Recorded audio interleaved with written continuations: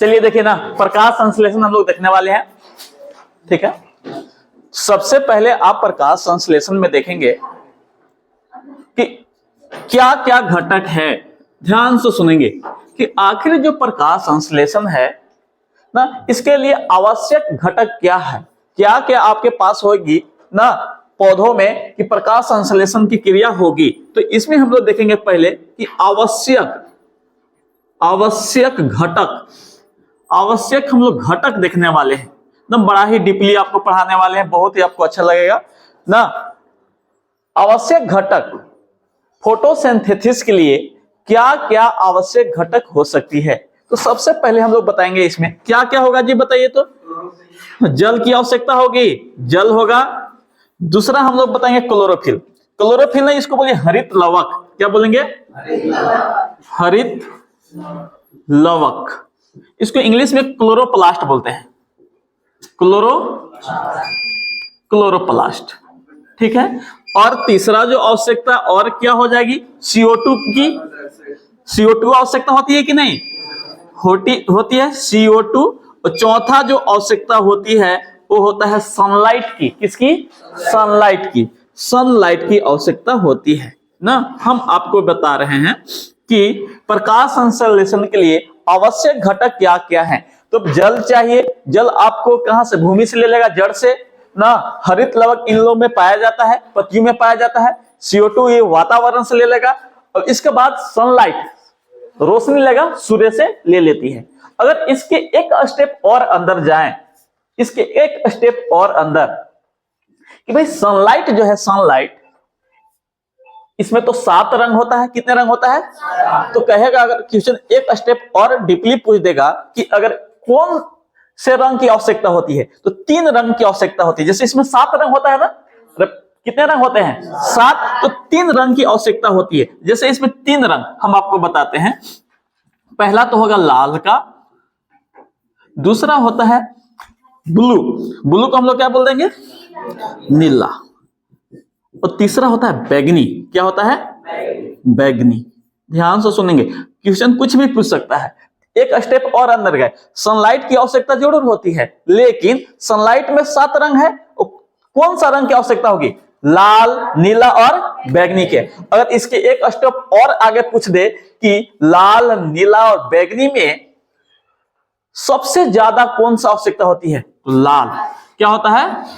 लाल। मतलब प्रकाश संश्लेषण के लिए सबसे ज्यादा सनलाइट में कौन सा रंग की आवश्यकता होता है?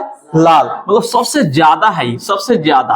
तो सबसे ज्यादा लाल की आवश्यकता होता है। और सबसे कम कहेगा कि सबसे कम किसकी आवश्यकता होती है, तो बैगनी का। किसका? बैगनी का। और प्रकाश संश्लेषण के बाद ये आपको कार्बोहाइड्रेट का निर्माण होगा। किसका निर्माण हो जाएगा? कार्बोहाइड्रेट का निर्माण होगा। तो आप क्या देखें कि प्रकाश संश्लेषण के लिए जी, प्रकाश संश्लेषण के लिए जल, हरित लवक, CO2 और सनलाइट की आवश्यकता होती है। सनलाइट में 7 रंग होता है, जिसमें 3 रंग की आवश्यकता होती है। सबसे ज्यादा लाल चाहिए, इसके बाद नीला चाहिए, और इसके बाद क्या चाहिए? बैगनी चाहिए।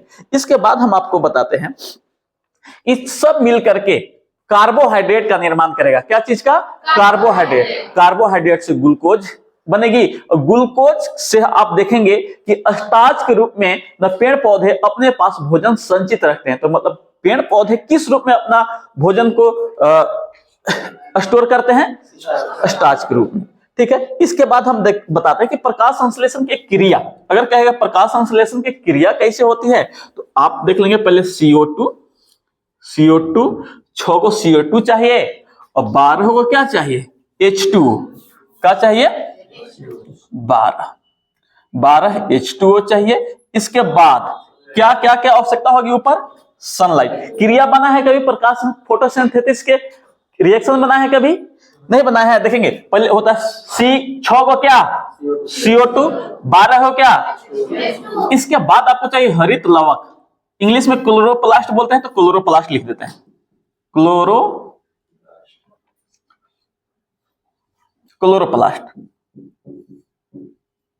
क्लोरोप्लास्ट। और नीचे क्या चाहिए?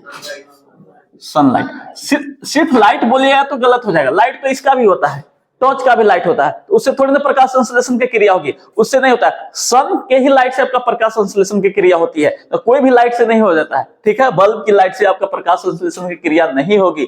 किसका लाइट की आवश्यकता है जी? सनलाइट का। इसके बाद अगर आप देखेंगे, इसके बाद जो क्या क्या बनेगा वो हम लोग देखते हैं। पहले तो ग्लूकोज बनेगा। क्या बनेगा? तो C6H12 और O6 बन जाएगा। इसके बाद जो आपका बनेगा 6 गो H2O बन जाएगा और 6 गो का बन जाएगा O2 मतलब ऑक्सीजन। 6 गो ऑक्सीजन बनेगा, ठीक है। ये आपको बाहर हो जाएगा। ऑक्सीजन पे कोई काम नहीं होता है, इसलिए बाहर चला जाता है। जैसे आप सुने होंगे कि जो पेड़ पौधे ऑक्सीजन छोड़ते हैं और क्या लेते हैं? कार्बन डाइऑक्साइड लेते हैं। तो ये आपको रिएक्शन है, इसको याद रखना है। कभी कभी आपको यहां से पूछेगा कि 6 को क्या चाहिए? 12 हो क्या? इसके बाद और क्या क्या चाहिए? क्लोरोप्लास्ट और इसके बाद क्या बनेगा? ग्लूकोज। क्या बनेगा? और इसके बाद वाटर बनेगा, H2O बनेगा। इसके बाद क्या बनेगा? ऑक्सीजन बन जाएगी। ये जो आप हरित लवक देख रहे हैं, ये जो हरित लवक देख रहे हैं ना, इसको हम लोग क्लोरोप्लास्ट कहते हैं। ये आखिर होता कहाँ है?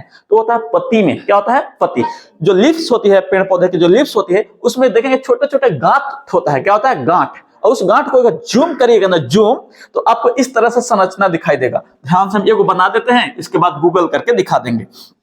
देखेंगे, पहले हम आपको बनाते हैं। ये किसका हम फिगर बना रहे हैं? क्लोरोप्लास्ट का। जो अभी हम फिगर बनाने वाले हैं, किसका फिगर बनाएंगे? क्लोरोप्लास्ट। इसका दो गो होता है, आउटर लेयर और इनर लेयर होता है। बीच में अगर आप देखेंगे, बीच में नहीं, इसको ग्रेना बोलते हैं। ये जो ये आप देख रहे हैं, इस सब को क्या बोलेंगे? ग्रेना। क्या बोला जाता है? ग्रेना बोला जाता है। ऐसी संरचना आपको दिखाई देगी। ये जो जितना भी देख रहे हैं, ये पूरे समूह को क्या बोलेंगे? ग्रेना बोलेंगे। क्या बोलेंगे? ग्रेना। हिंदी इंग्लिश नाम सेम हो जाएगा, ग्रेना के ग्रेना ही है। बीच में लिक्विड पाया जाता है। बीच में क्या पाया जाएगा? लिक्विड। ये जो चित्र बनाए हैं, किसका चित्र है? क्लोरोप्लास्ट का। किसका है? क्लोरोप्लास्ट। क्लोरोप्लास्ट कहां पाया जाता है? पत्ती की जो लिप्स होती है, पत्ती होती है, उसमें आपको छोटे छोटे छिद्र होते हैं। उसको हम लोग तो रंध्र बोलते हैं। क्या बोलते हैं? रंध्र। स्टोमाटा बोलते हैं। लेकिन उसी में आपको पत्ती में देखें छोटे छोटे गांठ दिखाई देगा। उसी गांठ को हम लोग क्या बोलते हैं? क्लोरोप्लास्ट। क्या बोलते हैं? क्लोरोप्लास्ट। अगर उसको जूम करेंगे तो इस तरह से संरचना दिखाई देगी, ठीक है। दो को झिल्ली, इसको हम लोग ग्रेना बोलेंगे और इसको बोलेंगे स्ट्रोमा। ये जो बीच में लिक्विड होता है, इसको हम लोग क्या बोलते हैं? स्ट्रोमा। हिंदी इंग्लिश दोनों में लिख देते हैं, स्ट्रोमा, ठीक है। और ये जो आप देख रहे हैं थाइलैकोइड, इसको बोलते हैं थाइलाकोइड। क्या बोलते हैं? थाइलाकोइड। एगो के देखिए, पूरा समूह का हम लोग क्या बोल रहे थे? ग्रेना। बाबू इसलिए आपको बता देते हैं कि इसका आगे काम है। ग्रेना आगे हम बताएंगे तो आपको पता होना चाहिए ग्रेना कहां से आया, ठीक है ना। थाइलाकाइड। क्या बोलेंगे इसको?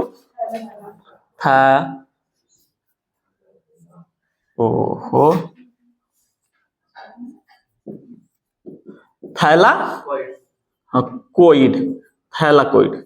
थैलाकोइड हम लोग देख लिए। तो एगो के हम लोग क्या बोलेंगे? सिर्फ एगो के क्या बोलेंगे? और पूरा समूह को हम लोग क्या बोल रहे थे?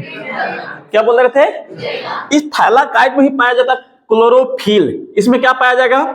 क्लोरोफिल। ये जो आप देख रहे हैं थैलाकाइड देख रहे हैं, इसमें क्या पाया जाता है? क्लोरोफिल। ये क्लोरोफिल एक वर्णक है। क्लोरोफिल एक क्या है जी? वर्णक है। ये वर्णक मतलब रंग प्रदान करता है। कोई भी वर्णक आएगा वो क्या करेगा? रंग को प्रदान कर देगा। मतलब जो आपको जितना भी हरा कलर के जो पत्तियां देखते हैं, वो किसके कारण हो रहा होगा? क्लोरोफिल के कारण। कहां पाया जाता है जी? थैलाकाइड में। और अगर पूछे कि क्लोरोफिल में कौन सा तत्व पाया जाता है, अगर एलिमेंट पूछे, तत्व पूछे कि कौन सा तत्व पाया जाता है, तो मैग्नीशियम। क्या पाया जाता है? मैग्नीशियम। इस एक स्टेप अंदर जाएगा तो ध्यान से सुनिए, हम क्या चीजें पढ़ाए फिर से सुनने वाले हैं। पहले बात तो चित्र किसका है? क्लोरोप्लास्ट का। हिंदी में हरित लवक का। किसका है? हरित लवक का। हम बोले हैं कि जो आप देख रहे हैं संरचना, ये पूरी संरचना को हम लोग क्या बोल देते हैं? ग्रेना। इस सब का क्या नाम है? लेकिन जब सिर्फ एगो का हम लोग क्या बोलेंगे? एगो क्या बोलेंगे? थैलाकोइड। अब इसी थैलाकोइड में क्या पाया जाता है? क्लोरो। और क्लोरोफिल में क्या पाया जाता है? मैग्नीशियम। अगर पूछा है कि क्लोरोफिल में कौन सा तत्व पाया जाता है, तो क्या बता देंगे? जैसे इसका हम चित्र भी आपको थोड़ा सा दिखा देते हैं, देख लीजिए।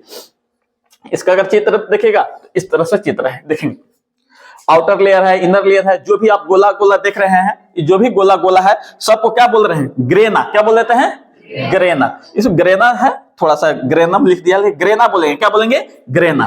और ये जो एगो के क्या बोल रहे हैं? थैलाकोइड। क्या बोलेंगे? थैलाकोइड। ठीक है। और जो बीच में जो होता है, बीच में संरचना होता है, उसको हम लोग क्या बोल रहे हैं? स्ट्रोमा। क्या बोल देंगे?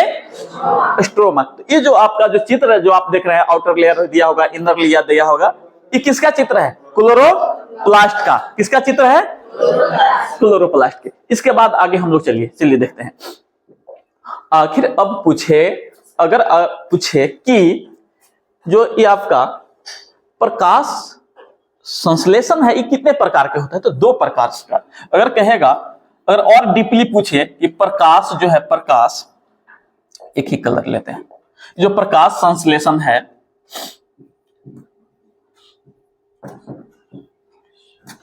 प्रकाश संश्लेषण कितने प्रकार के होगा? 2 प्रकार का होगा। 2 प्रकार का होता है। एगो को बोलते हैं लाइट रिएक्शन। एगो क्या बोलेंगे? Light reaction. लाइट रिएक्शन कहा जाता है। और दूसरा को बोलते हैं डार्क रिएक्शन। क्या बोलेंगे? Dark reaction. देखिए इसमें भी आपको डीपली बताने वाले हैं, ध्यान से सुनेंगे, आपको सारा चीज समझ में आएगा, तो फिर दोबारा मत बोलिएगा। ठीक है। तो जो प्रकाश संश्लेषण आपको 2 प्रकार का है, हिंदी में भी आपको नाम लिख देते हैं। इसको बोल देंगे प्रकाशिक अभिक्रिया। हिंदी में अगर देखेगा तो क्या बोलेंगे? प्रकाशिक अभिक्रिया बोलेंगे। ठीक है। अगर इसी को हम लोग दूसरा रूप देखें तो डार्क को हम लोग क्या बोल देंगे?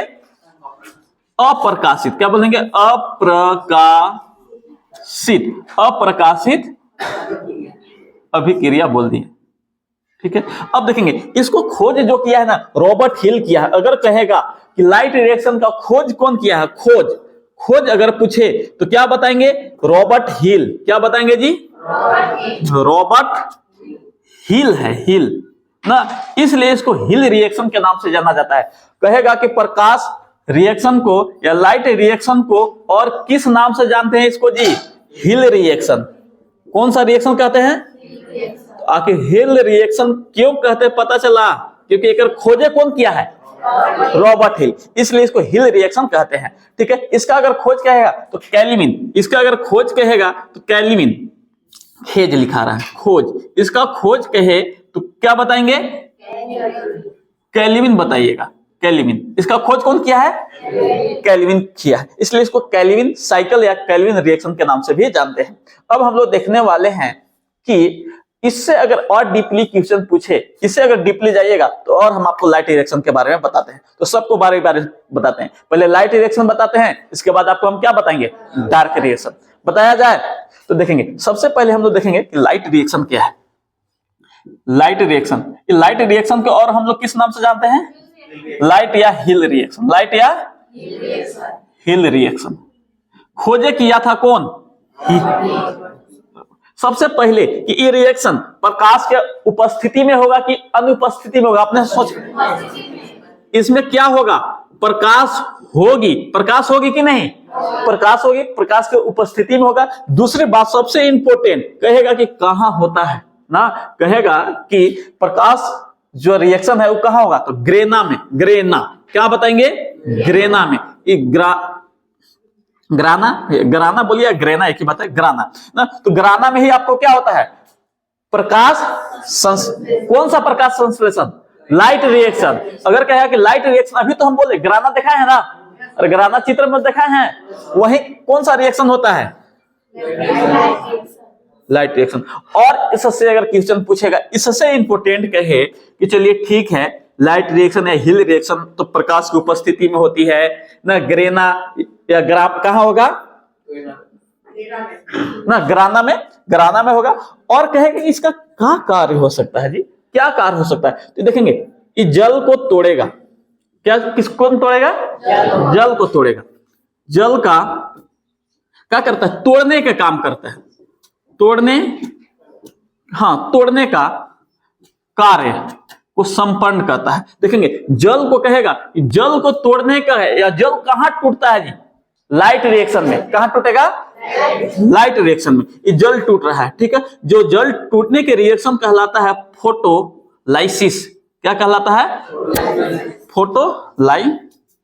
फोटोलाइसिस। तो फोटोलाइसिस क्या बोलेंगे? जल टूटने के क्रिया को हम लोग क्या बोलते हैं? फोटोलाइसिस। जल कहां टूट रहा है? लाइट रिएक्शन में कि डार्क रिएक्शन में? लाइट रिएक्शन में। खोज कौन किया था लाइट रिएक्शन का? कहां हो रहा है? ग्राना में। कहां हो रहा है जी? हाँ, ग्राना में।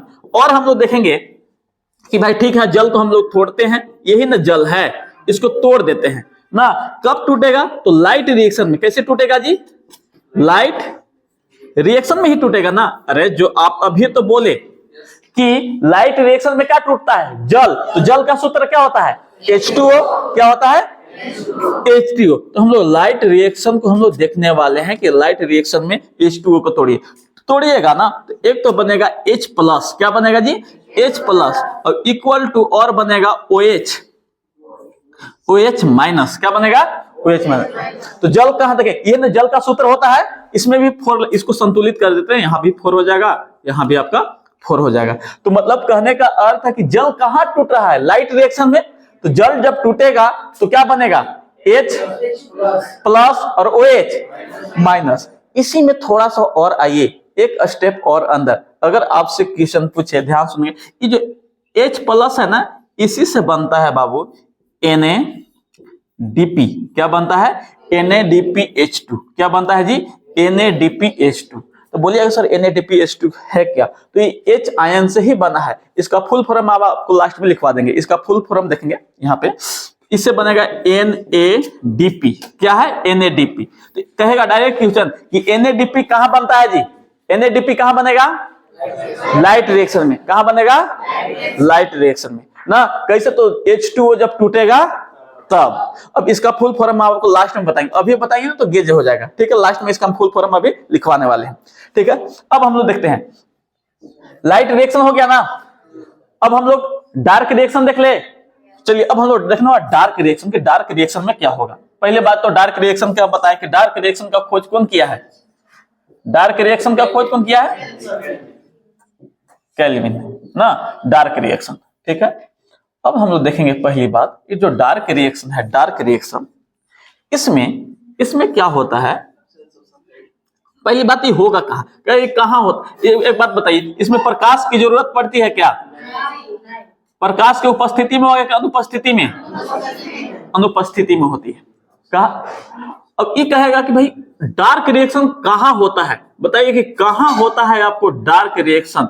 तो देखेंगे, एक बात बताइए, लाइट रिएक्शन कहां हो रहा था? ग्राना में हो रहा था। तो ये कहां होगा जी? ये होगा स्ट्रोमा में। क्या होगा? स्ट्रोमा में ही आपका क्या हो जाता है? Dark reaction. अब हम लोग देखेंगे इसके बाद ना, इससे जो रिएक्शन होगा, डार्क रिएक्शन में जो रिएक्शन होता है, इसको बनता है इससे RUDP। क्या बनता है? RUDP। सबके फुल फॉर्म हम बोले कि लास्ट में लिखना होना है RUDP। क्या बनेगा इसमें? RUDP। अब ये मदद करता है जी, हेल्प करता है, मदद करता है किसको लेने के लिए? पेड़ पौधा क्या लेगा? अरे पेड़ पौधा की क्या आवश्यकता? कौन? ऑक्सीजन। हाँ, तो CO2 अंदर लेने में मदद करता है। ध्यान से सुनेंगे, जैसे पेड़ पौधे जो क्या लेते हैं? CO2 लेते हैं ना। कौन मदद कर रहा है अंदर लेने में? RUDP। इसके रिएक्शन के बाद अगर आप देखेंगे ना, तो यहीं से बेकार पदार्थ जो ऑक्सीजन है, जो बेकार पदार्थ बन जाते हैं ऑक्सीजन, वो कहां चले जाते हैं? बाहर। कहां चले जाएंगे? बाहर। ऑक्सीजन चला गया बाहर, और इसके बाद ही आपको यहां पर बनेगा कार्बन डाइऑक्साइड नहीं बनेगा। कार्बन डाइऑक्साइड तो अंदर लेगा। क्या लेगा? कार्बोहाइड्रेट। क्या बनेगा जी? कार्बोहाइड्रेट। तो कार्बोहाइड्रेट जो है, कार्बोहाइड्रेट ना, ये बनता है। और जो ऑक्सीजन है, ऑक्सीजन ना, ये बेकार पदार्थ हो जाता है ना। बेकार पदार्थ है, इसको कहां निकाल दिया जाता है? बाहर निकाल दिया जाता है। क्या कर दिया जाता है? बाहर। लिख लिया जाए इसको। चलिए एक बार फिर आपको समझा देते हैं और इसको लिख लेते हैं। चलिए हेडिंग डालिए तो आप लोग।